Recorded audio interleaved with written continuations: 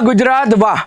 પાકિસ્તાનથી સીમા હૈદર પ્રેમ માટે સરહદ ઓળંગીને ભારત આવી ગઈ હતી, પરંતુ ગુજરાતમાં કેટલાક લોકો પૈસાની લાલચમાં એવી સરહદ ઓળંગી ગયા છે કે માનવતા પણ શરમાઈ જાય.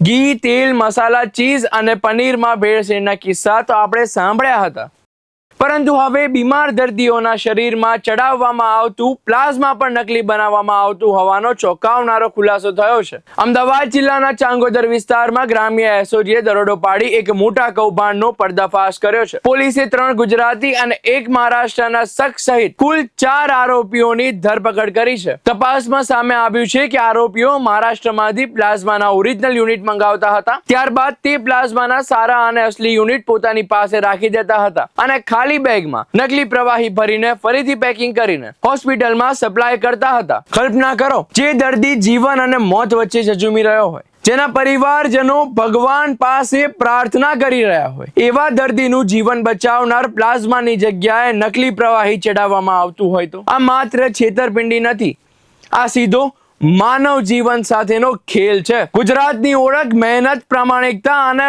વ્યવસાયિક નૈતિકતા માટે થાય છે, પરંતુ થોડાક લાલચુ લોકોના કારણે સમગ્ર ગુજરાતનું નામ બદનામ થાય છે.